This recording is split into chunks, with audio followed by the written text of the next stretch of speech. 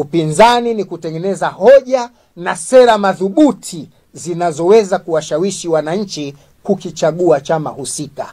Upinzani si vurugu, upinzani si fujo, wala upinzani si uasi, kwa sababu Tanzania hii ambayo leo wewe unataka uwe kiongozi kwa gharama yoyote, hata ikibidi kumwaga damu, ni Tanzania ambayo wanatakiwa wairithi vizazi vijavyo, kama ambavyo sisi leo tumeirithi kutoka kwa kutoka kwa viongozi au wazee wetu waliotangulia.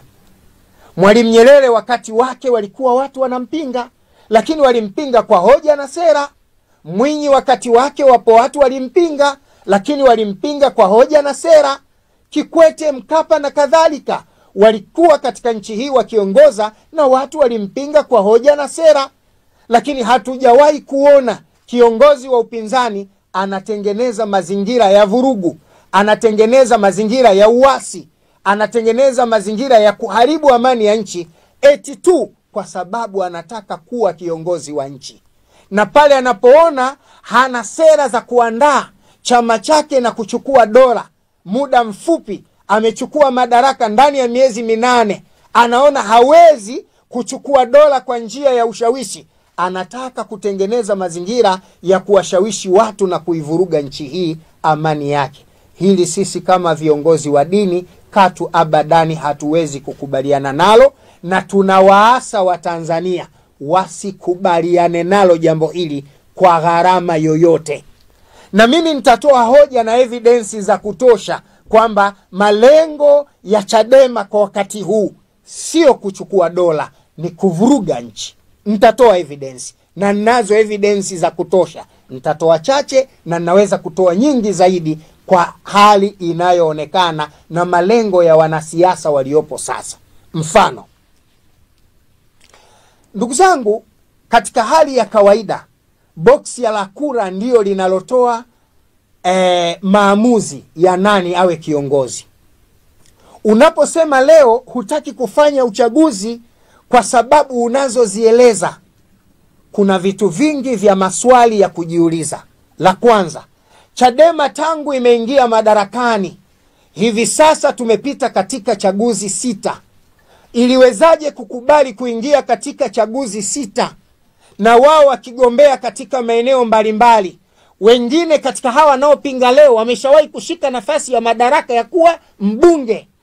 Kwa katiba hii, kama uliweza kuwa katika nafasi hizo na kuchukua uongozi katika katiba hii, na watu walikuchagua na ukawa kiongozi, ukakaa bungoni, ukala posho za Watanzania, ukalipwa mshahara wa Tanzania, nini kimebadilika leo? Unachosema haiwezekani uchaguzi ufanywe, tutahamasisha uasi, tutapinga uchaguzi, tutahamasisha watu uchaguzi usifanyike. Una agenda gani ya siri iliyopo nyuma yako leo inayofanya uchaguzi huu uzuie usifanyike kwa gharama yoyote, hata ikibidi kwa kufanya vurugu? Liko swali wa Tanzania tunatakiwa tujiulize. Liko swali wa serikali inatakiwa ijiulize.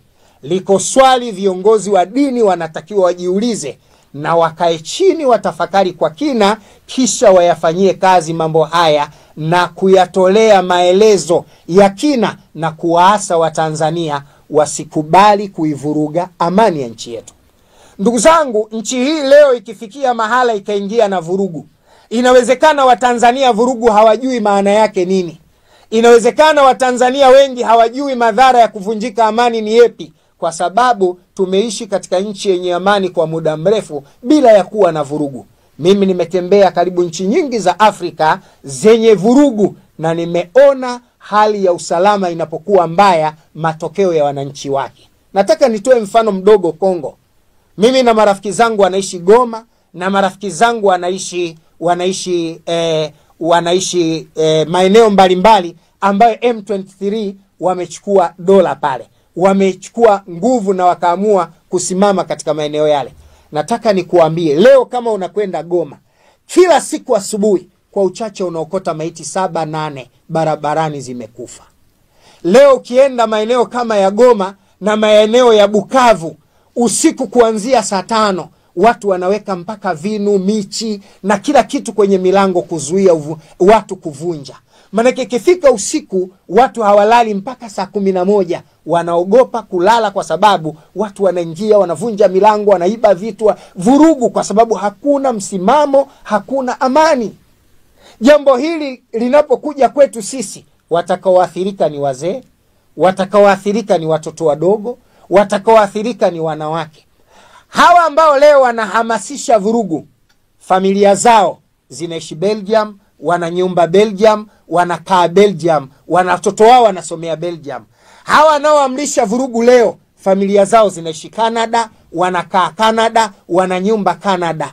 Wewe Mdengereko wa Rufiji, wewe Muha wa Kigoma, wewe Mchaga wa kule maeneo ya Same, wewe Makonde wa kule Mtwara, ambaye huna hata pasipoti ya kuvukia katika nchi hii, hujui hata utakwenda kuishi wapi, ukivuruga mahala pa kuishi pako, na utakwenda kuanza maisha wapi?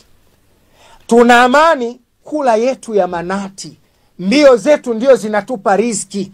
Kuna sababu gani ya kuivuruga nchi hii? Kuna sababu gani ya kuvuruga amani ya nchi hii?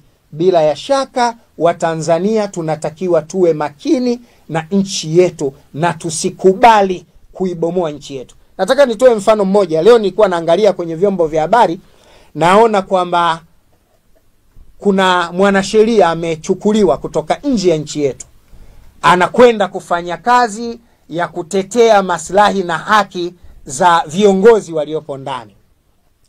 Nataka nikuambieni, Afrika Mashariki kama kuna nchi watu wake hawana adabu, namba moja ni Kenya. Narudia tena kipande hiki, sitafuni maneno. Yani kama kuna nchi wananchi wake katika hizi East African, wananchi wake hawana adabu, basi Kenya wanaongoza. Mimi Kenya nakwenda sana, nakaa sana, naishi sana.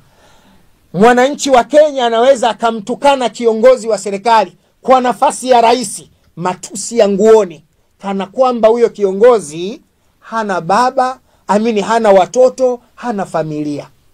Yani miongoni mwa nchi ambazo zimekiuka maadili. Sasa unajiuliza maswali, Tanzania hii na wanasheria milioni kidogo, tunakwenda kutafuta mwanasheria nje ya nchi ambayo hata maadili yake yamebomoka. Nyinyi mashahidi, vijana walivyofanya fujo, wamevunja nchi yao, wameharibu nchi yao. Kwenye vyombo vya habari unaweza kuwa uliona madogo zaidi kuliko sisi tunaokwenda katika nchi ya Kenya, tunayoona hali ya siasa ilivyo nchini Kenya. Yani unakwenda kujifunza vitu, unajifunza vitu kwamba kuna watu wanaishi kwa maslahi. Mfano, wakati wa Raila Odinga kule Kenya, watu walikuwa wanafanya vurugu sana. Juzi wamekubaliana nusu mkate na Rais Ruto, nchi imetulia. Sasa hawa walikuwa wanataka mabadiliko, wanataka kugawana mkate. Kiongozi wa siasa mwenye mfano huu, ambaye yeye anaangalia tu maslahi yake bila kuangalia maslahi ya watu wake, huyu ni kiongozi mwenye faida kiasi gani? Umeshawapeleka watu katika vurugu, wamepigana, wamepigwa risasi, wamevunjwa miguu, wameathirika, wengine wamekufa. Alafu damu ya wale waliokufa, wewe unakwenda kukubali kufanya suluhu na makubaliano na serikali, mnaanza kugawana mkate, unalipwa mshahara, na unatangazwa kabisa, huyu kiongozi safi, huyu kiongozi sawa, huyu kiongozi tunafanya naye kazi. Utajifunza kwamba siasa za wenzetu ni siasa za maslahi. Kiongozi anawatumia wananchi kama mtaji ili kupata maslahi yake, na wale wasiokuwa na akili timamu wanasema tunakiwake na kiharibike na kinuke. Unapokinukisha hapa, unakwenda kuishi wapi? Unapoibomoa nchi hii, unakwenda kuishi nchi ya nani? Urithi aliyotukadiria Mungu kwa kuzaliwa ni Tanzania. Ndipo mahala Mwenyezi Mungu ametusaidia tuishi. Iwe itakavyokuwa, kiongozi yoyote atakayekaa madarakani havuki miaka 5. Akimaliza miaka 5 kuna uchaguzi mwingine. Tunapoona haturidhishwi naye, tutamchagua mwingine, tukamwacha yule. Kuna sababu gani za kuendelea kufanya vurugu? Ikiwa Rais wa Jamhuri ya Muungano wa Tanzania, mama yetu Samia Suluhu Hassan, ameamua, ameridhia kuwapa uhuru watu wa upinzani. Walikuwa wanasema si hatupati uhuru, tukitaka kufanya mikutano polisi wanatuzuia, tukitaka kufanya mikutano polisi wanatupiga. Mama akawapa mpaka doria upinzani. Wanataka kufanya mkutano polisi hawapo, wanakulindeni. Mnataka kuandamana polisi hapo, wanakulindeni. Imefika mahala wamejaribu kwenye kuandamana, polisi wakawalinda, sera ikawagonga, wakashindwa. Wameona sasa tunakwenda kwenye uchaguzi, wananchi hawatoridhika kufuata sera za vurugu ambazo hazijatulia. Mwisho wa siku wanaamua kuanzisha vurugu. Mimi nataka niwaase tu watu wa vyama vya upinzani kwa nia njema kabisa, kwa maneno mepesi. Wanachofanikiwa CCM katika nchi hii, yale yote ambayo wapinzani wanayaona kama hoja ya msingi ya kuwashawishi wa Tanzania waitoe madarakani CCM wanafanya kuwa mtaji, wanaifanyia kazi. Ukisema hakuna barabara, CCM wanajenga. Ukisema hakuna shule, CCM wanajenga. Ukisema hakuna hospitali, CCM wanajenga. Ukisema shule ina gharama, CCM wanatoa elimu bure. Kila unachosema wao wanakifanyia kazi. Na kawaida ya mwananchi na mwanadamu yoyote anapotendewa wema hukumbuka fadhila na wema.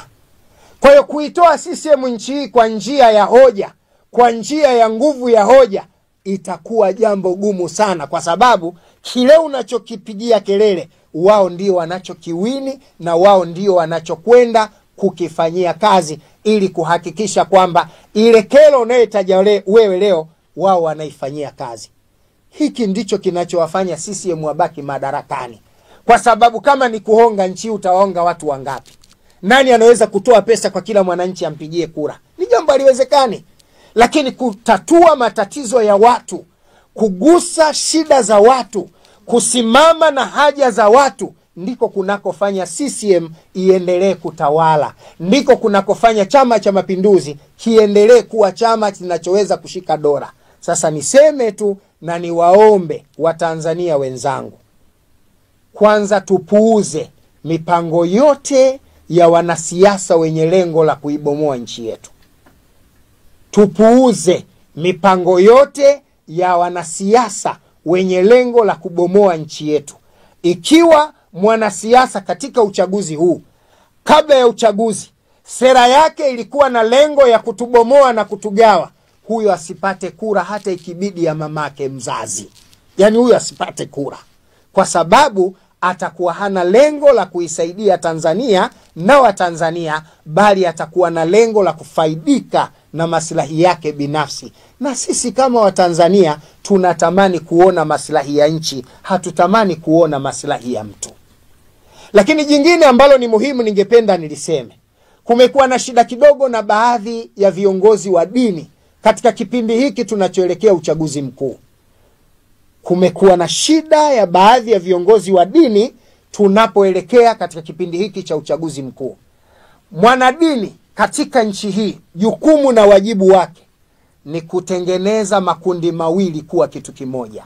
Sio kulikandamiza moja au kulikolomea moja au kulipa amri kundi moja au kulifanya kundi moja liwe nyonge na kundi moja liwe na nguvu. Nataka niseme tu, Tanzania yetu hii tulio nayo, tuna uongozi na tuna watu wa usalama ambao kila kukicha wanapitia kupitia vyombo vyao na kupata taarifa sahihi zinazoweza kuifanya nchi yetu ibaki kuwa salama. Viongozi wa dola kupitia vyombo vya usalama, wanaponiona mimi Sule sio mtu salama, ni lazima wanikamate, wanipeleke mahakamani. Wakinipeleka mahakamani, mahakama itakuwa na kazi ya kusikiliza hoja za wale walionikamata na hoja zangu mimi niliyekamatwa, ushahidi wa wale walionikamata na kunituhumu na ushahidi wa mimi ambaye natuhumiwa. Hii kisha hawa wana sheria au hii timu ya kutoa sheria na kugawa haki kwa maana ya mahakama, wao ndo watajua na haki ya kutiwa hatiani au kuachiwa huru.